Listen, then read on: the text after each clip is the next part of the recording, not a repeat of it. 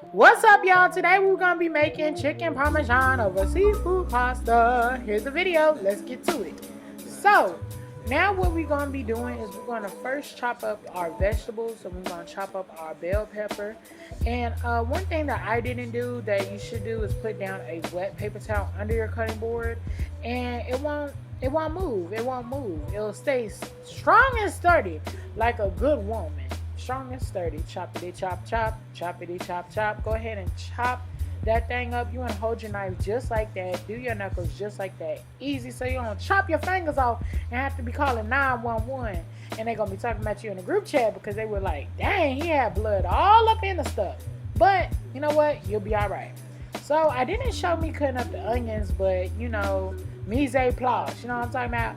Go ahead and cut them onions up real fine and nice like that. And you're going to go ahead and start cutting up your andouille sausage. You're going to go ahead and save your ends of the andouille sausage. I'm going to show you what you're going to do with that later. But you want to cut them up real fine, real smooth, real little. So you got a whole bunch of meat because black people, you know what they're going to do. They're going to go in there and fish out all the meat. So you ain't going to have no meat left. So you want to go ahead and cut it up real small and stuff like that. We had to speed it up because, we ain't got the gift for TV. So now what we're gonna do is we're gonna start making our flour and stuff. I like to use breadcrumbs. These are Japanese breadcrumbs. I like these. You can use panko, and you can use like the Italian flavored ones, or you can use the plain. I just think that it gives it an extra crunch. So I'm gonna go ahead. As you see, I'm using the most important goddamn tool up in the kitchen, your hands. And you just want to break up the breadcrumbs because you don't want no chunky breadcrumbs. You want to make sure they fine and stuff like that, so people don't be like, dang, it was good, but too many breadcrumbs. Everybody ain't got their teeth. Now you want to use that Lowry's good old seasoning. I use the low sodium one because everything else got sodium. You need that Tony's up in there. Go ahead and sprinkle some of that up in there. Italian seasoning. I really like this. I use it on my chicken. I use it on anything. And, it just gives you a nice little Italian flavor. A little onion powder. I like Adams. It's nice and concentrated. A little basil. Slap your mama. You want to go ahead and use let the spirit lead you on that one. And then you got, garlic powder. And then you got to go ahead and use that poultry season because eating and frying chicken. It has like sage and stuff in there, get all the good stuff. Paprika for the color. Don't taste like nothing. A little black pepper. Go ahead and use that right there. Mrs.dash. Key ingredient. If you don't use nothing else, use this. Let the spirit lead you and let him guide you on your way. Amen. Abasha. So then now you're going to go ahead and use your little oregano. Look at that. Seasoned real good. Seasoned good. Seasoned well. Go ahead and get you a little something. I had me a little plastic knife that was available. Don't judge me. And you're going to stir that around. Make sure all of your seasonings up in there real good like that. Now what I did was I went ahead and cut the chicken breast in half because I was like, dang, it's some big old chicken breast. I don't know what type of steroids they was using. I'm just playing.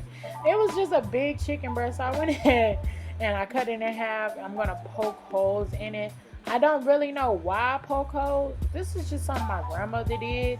And, it makes sure all the flavor get up in the meat. So even though you seasoned your flour and stuff, put some mustard, you want to go ahead and season your chicken because you eating the chicken too. You're not just eating the crust. Mrs.dash, let the spirit lead you on that. And I think I put some poultry seasoning. Was over full on that. Yep, I'm right. Poultry seasoning was next. And I went ahead and threw that up in there because it's chicken. Chicken is poultry. Stir that up with your little mustard and your little stuff. And you ain't got time to be sitting up here seasoning each one. Just put it in a bowl and stir it up. Like that. Get it all up in there. And the creases and the crevices. So now you're going to use chicken bouillon because now I think we're making our noodles. And, if you don't have chicken stock, buy you some chicken bouillon so you ain't got to keep buying chicken stock. You're going to give it a stir. Mark, what are you going to give it? A stir. And then you're going to let that come to a boil. And then, you know, just follow the instructions of your noodles or whatnot or whatever may have you. So now you're going to put your noodles up in there. I think it came to a boil. And you're going to let that come to a boil. You're going to let that cook. It's usually, you want it to be al dente. Mark, say it one more time. Al dente. And as you can see, them little things that's floating up in there, I didn't show you. Them edges, that andouille sausage edge that I told y'all to watch out and throw it to the side. That's what you're going to use. Mark, what you going to do? That's what you're going to use. You want to make sure your noodles taste like something. Nice seasoned. Look at them noodles. Them noodles are al dente. Took one out to make sure it was the right thing. Now I think I'm making my sauce. So now we're going to start making our sauce. You're going to add you some butter and, you know, the yellow onion and the green bell pepper that you had cut up. You're going to put half of that up in there. Mark, how much? Half. You're going to put half of that up in there. You're going to give that a stir and let these brown. You're going to let your onions and your bell peppers brown. Basically until your butter brown, really. You know, you got to give it some seasoning. Got to put in that Tony's. Got to go ahead and put in that Italian seasoning. It's cooking. You know, garlic powder. Basil. You know, we Italian around here. Basil. Let the spirit lead you when you're using that Mrs.Dash. Hi, hey, yeah.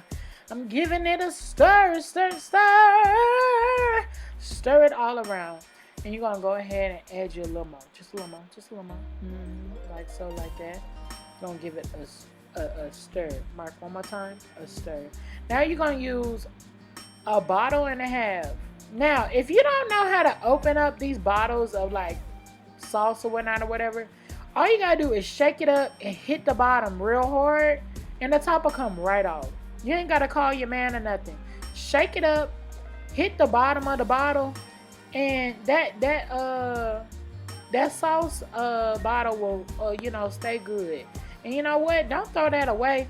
Wash it out and use it as a drink cup. That's what we do down here in the South. Mason jar. There you go. Boom. Bang. Wow. Drink cup. Now,